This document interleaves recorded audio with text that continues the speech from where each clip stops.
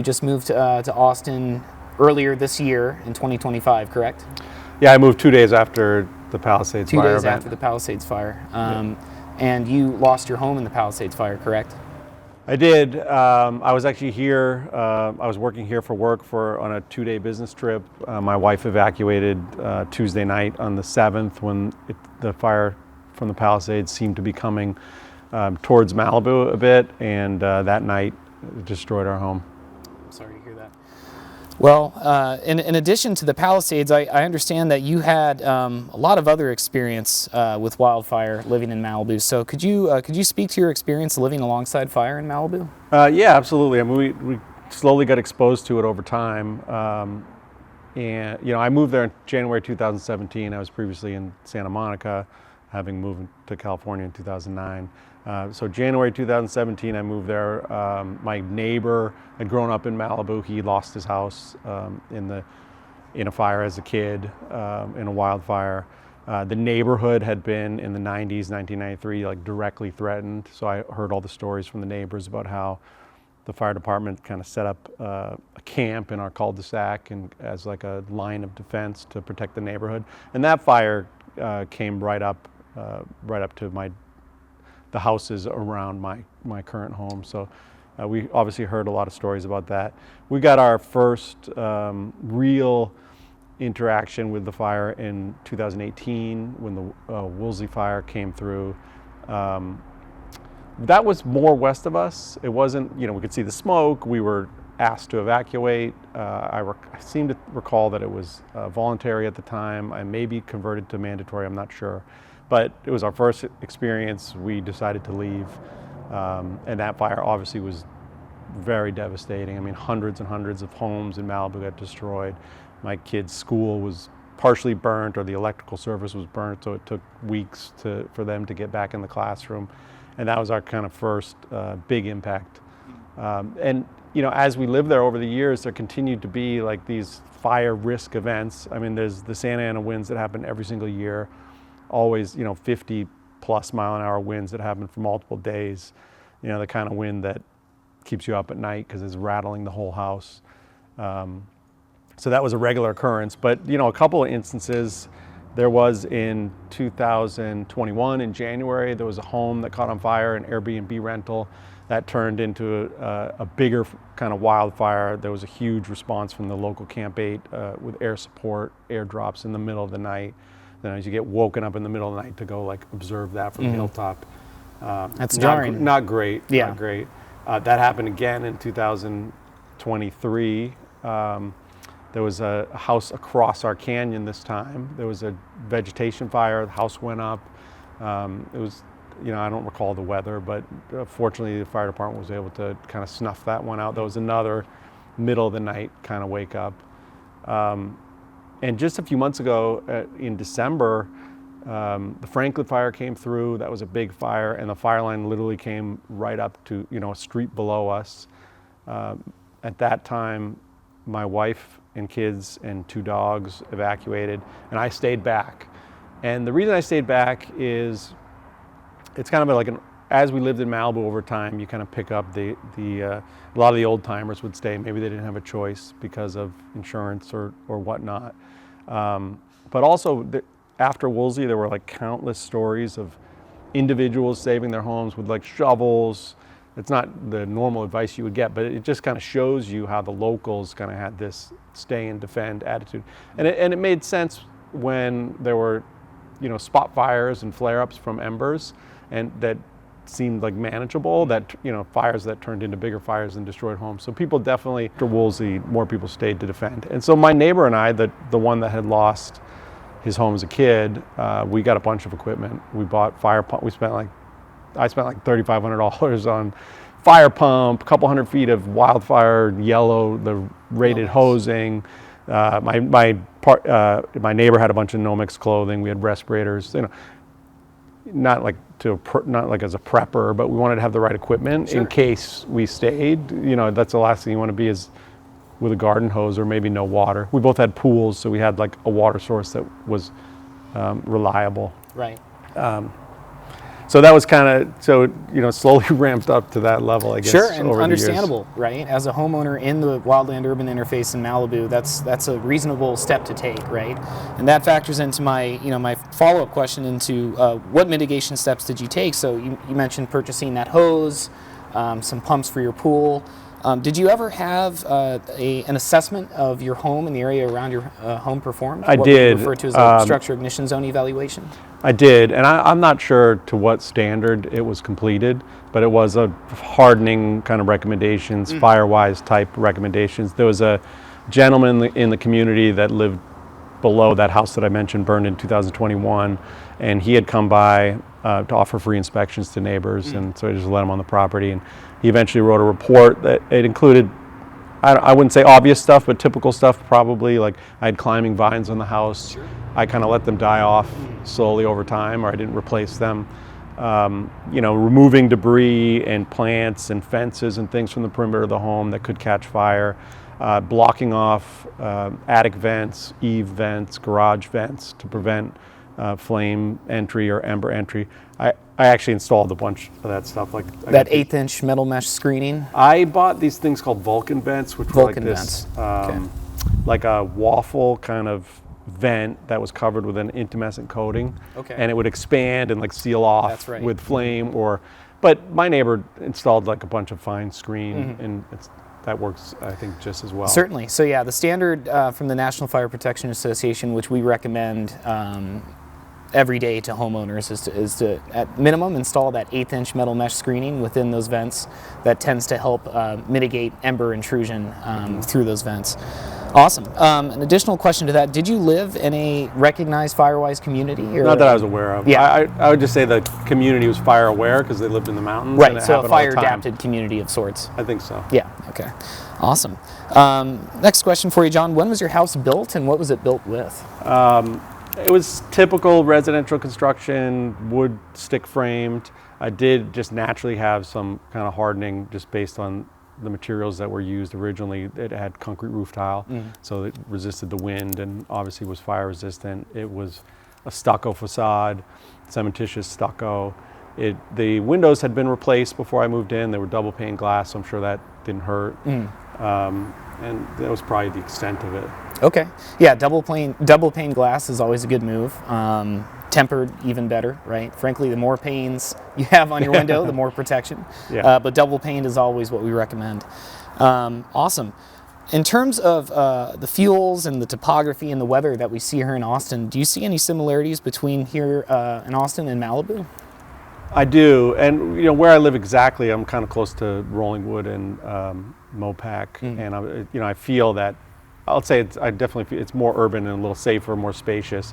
But just 5-10 minutes away in parts of Westlake, with the windy kind of hilly roads, it definitely reminds me of the kind of Santa Monica Mountain lifestyle. The one big difference, would probably be the wind. I mean, we had regularly those extreme wind events, right. And the Palisades fire was like unprecedented, 100 right. mile plus winds. So I would say, you also have here the dry, hot summers, so that's very much like Southern California. But the wind would be the differentiator. Like if there was extreme wind event, that would probably create a dangerous situation, in my opinion. But.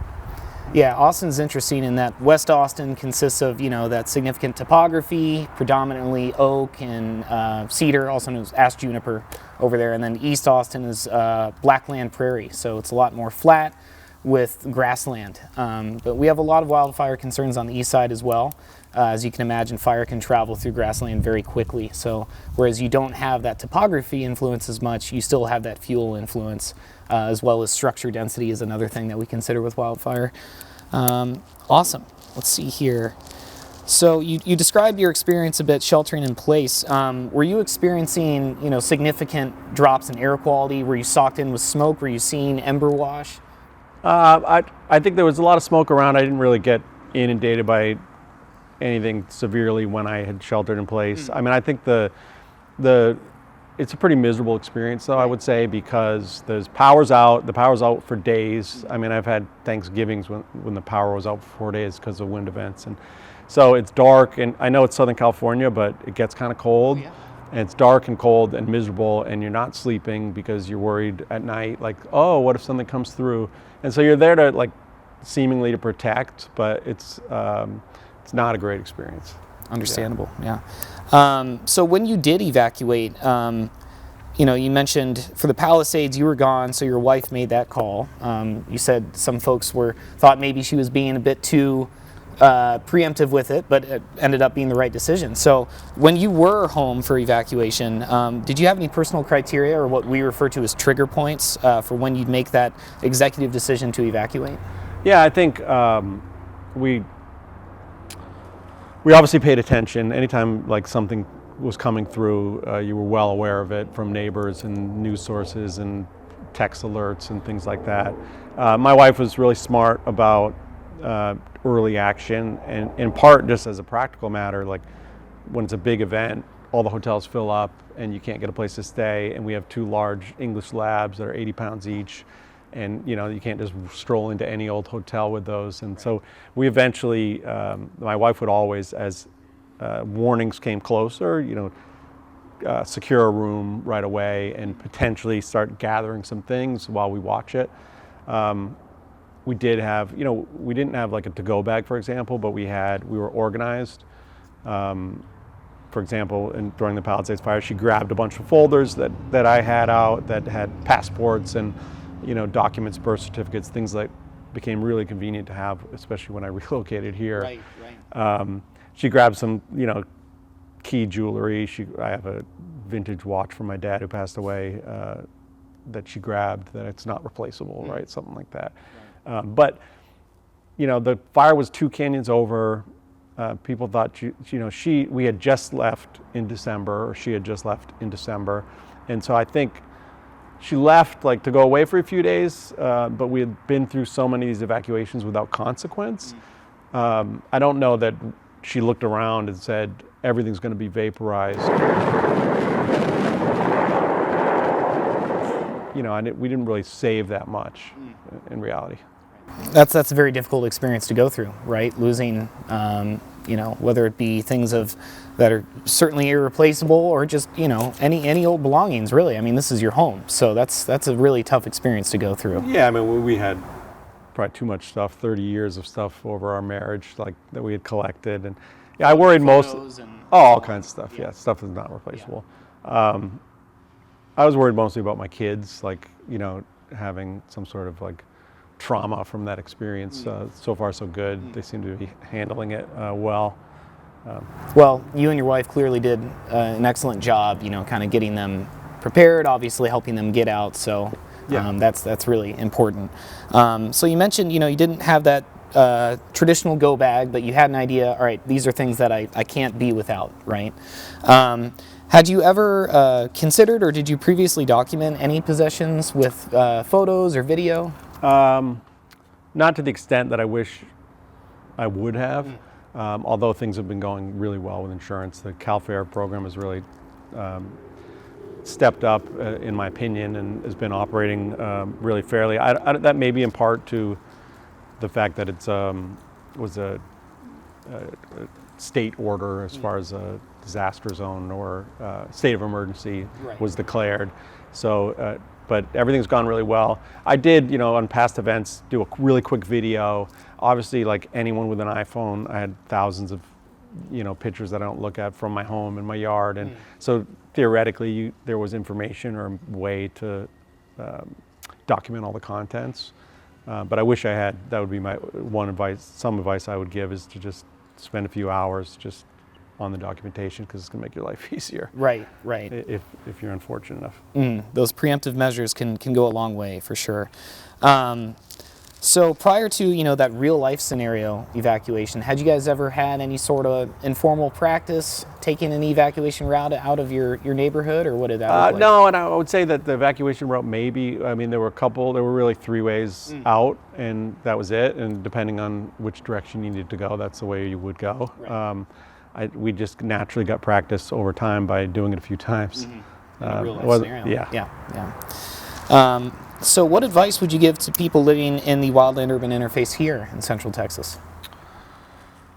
Well, I mean, I was reflecting on this in advance of this interview for quite some time, and there's three kind of key points of advice that I would say.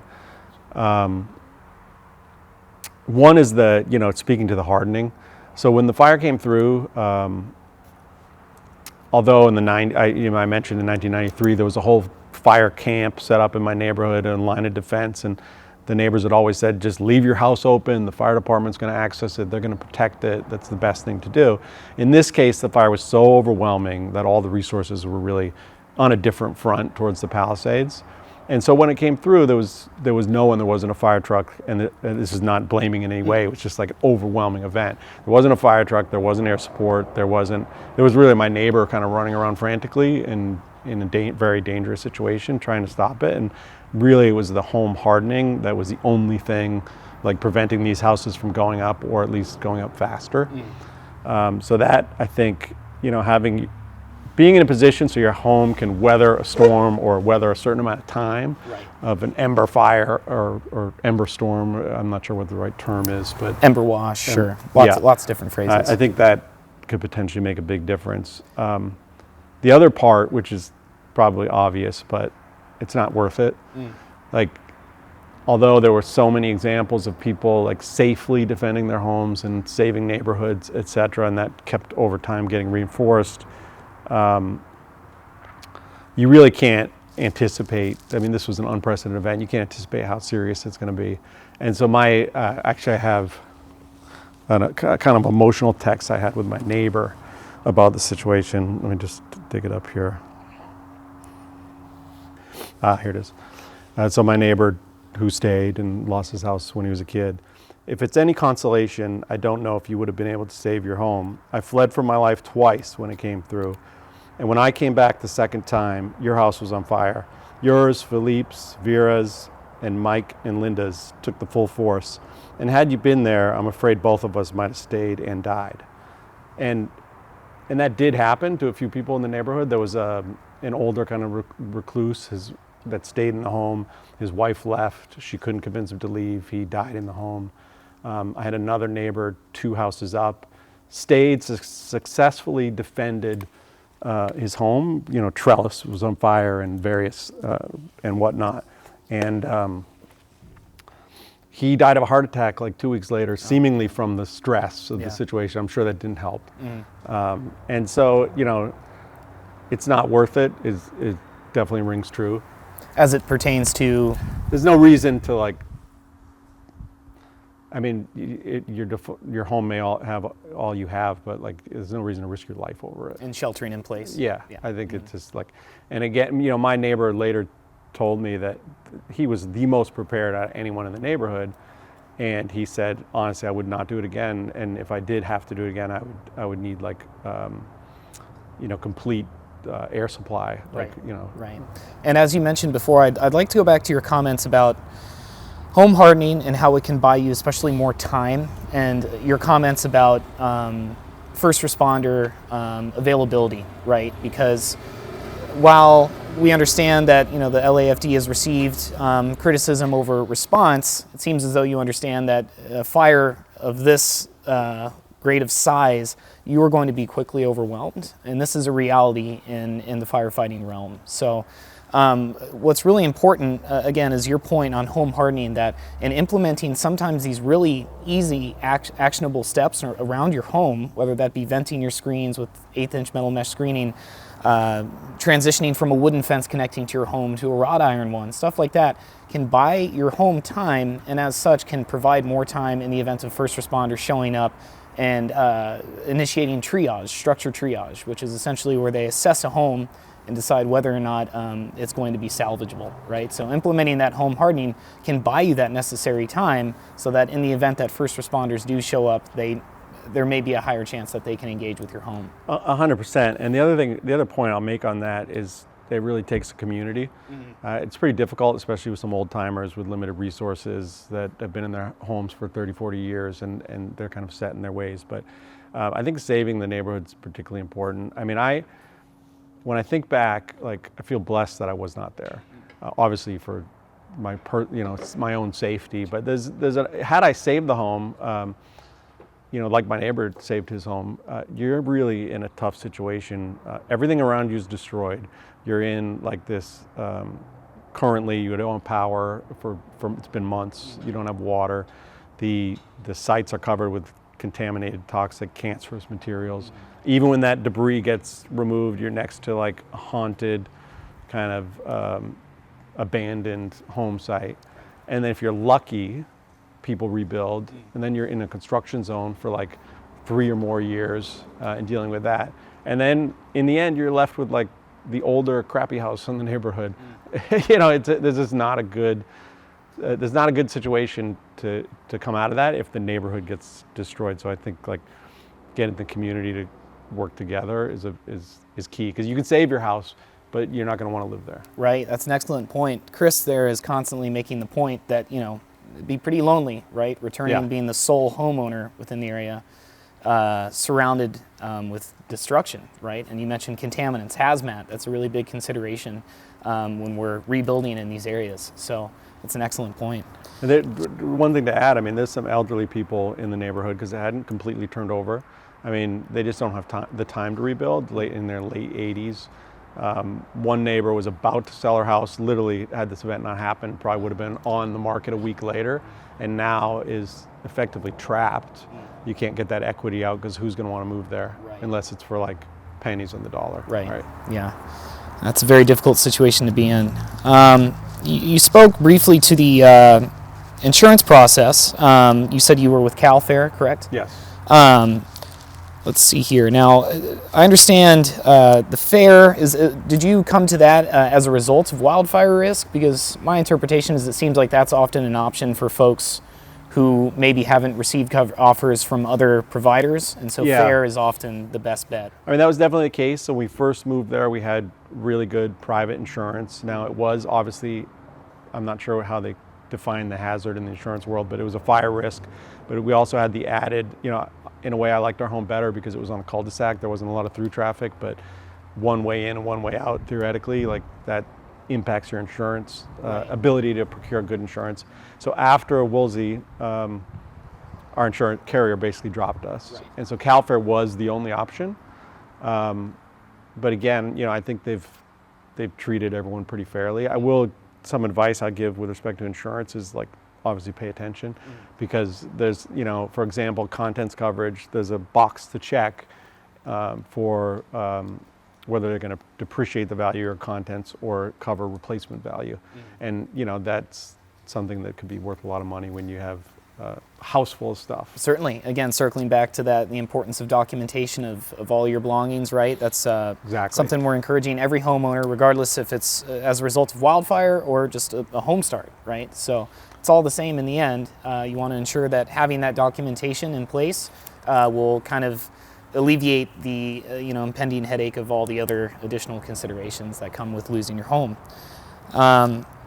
Did CalFair, do you think that they acknowledged your mitigation efforts that you'd put in place? I think so. I definitely recall some sort of survey regarding hardening, specifically like vents and things like that. I don't know how it impacted, advancing coverage or the rate, but it certainly was acknowledged. And I'm sure now, and that might be a way to, through the insurance companies, might be a way to like enforce more of these hardening provisions. I have to think naturally they're just going to force implementation of it. We're working towards having something of a mutual understanding between fire experts in the insurance realm about the efficacy of home hardening and vegetation management, right? Because and effective firefighting. I should mention, this is part of our national cohesive strategy with regards to wildfire. We work with fire-adapted communities, whether they're fire-wise or just very well educated and taking steps to harden their homes and their surroundings. Fire-resilient landscapes is another aspect of that cohesive strategy. Again, that pertains to larger swaths of land and land management in that regard. And lastly, effective firefighting. What we're doing here in Austin, I can only imagine they've done at LAFD as well, where you're seeing something of a fusion between the structure world of fire and the wildland world of fire. Because again, as the WUI expands, whether it's here or in Los Angeles, you're going to need more of those firefighting resources trained in how to address a wildfire within the WUI, right? Yeah, I definitely understand that. Let's see here. Was education on home hardening, community wildfire mitigation efforts, and wildland-urban interface code easily accessible where you lived? I mean, I guess with the internet, everything's kind of easily accessible, but I don't know that it was, necessarily promoted. It was kind of word of mouth. Word of mouth, and sure. like I was fortunate enough to have that neighbor offer free inspection, for example, which definitely improved the hardening efforts, things like that. All right. And lastly for you, Jon, what can we as a wildfire division do and say to get greater public interest and buy-in? Wildfire risk here in Austin is a growing threat, and we're trying to address the greater city of Austin area, whether it be, again, West Austin, of course, and East Austin.